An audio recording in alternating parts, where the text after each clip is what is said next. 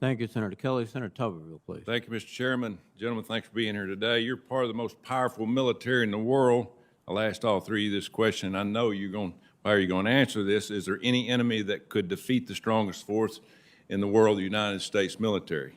And I know all of you are going to say no. So, Secretary Austin, since your confirmation in January, have you been denied any resources with regards to Afghanistan? I think I heard you say earlier you got everything you needed. That's correct, Senator. Yeah, thank you. On August 18th, you were asked why the U.S. wouldn't rescue Americans who couldn't reach the airport. You responded, quote, "I don't have the capability to go out and extend operations currently in Kabul," end quote. We saw the Germans, the French, the British rescue citizens in Kabul. But from this administration, which commands the world's most lethal fighting force, we saw nothing but blame, weakness, and our American citizens were left to fend for themselves. Our fighting men and women have the courage, training, and discipline to defeat the enemy anytime, anywhere. And there's people all over this country wondering why in the heck would we let our allies get their people and we didn't get ours. I want to thank all the hundreds of thousands of veterans and their families who sacrificed over the past 20 years. And I truly believe our soldiers didn't fail us. A lot of our leadership did. Secretary Austin, before President Biden even took office, you thought we needed to leave Afghanistan. On January the 19th, you told my colleague, Senator Sheehan, quote, "I think this conflict needs to come to an end, and we need to see an agreement reached and in accordance with what the President-elect wants to see," end quote. You testified that General Milley and General Miller had adequate resources to secure Afghanistan at a troop level of 2,500, but you told Senator Hawley you wanted to, quote, assess the situation and make recommendations to the President, end quote.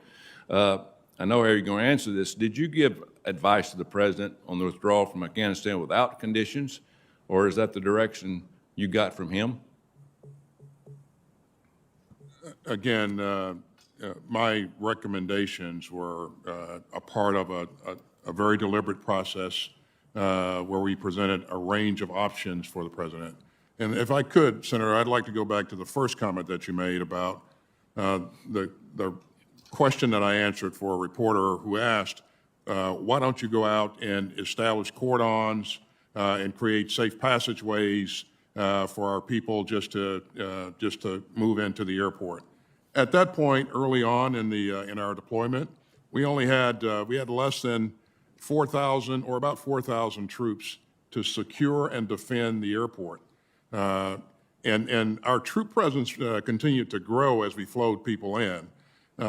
We used a number of innovative approaches to go out and pick up and facilitate the entry of American citizens into the airport as the situation continued to develop.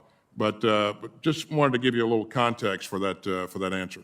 Well, thank you. And, you know, we're all talking about, did President Biden know all this? And, you know, my question about withdrawal, you know, basically there's two options. I can answer that for us. Either the President was given bad military advice or he gave his military the terrible decision and direction to surrender Afghanistan without condition. I'll have some more here in a few minutes. I just want to make a couple of statements. You know, the American people, especially the people I represent, they're disgusted by how this U.S. surrender happened in Afghanistan. And I know you've heard that yourselves, all three of you. Americans, veterans are pissed off that their service was squandered. Americans' allies are in disbelief, but Americans' enemies are delighted.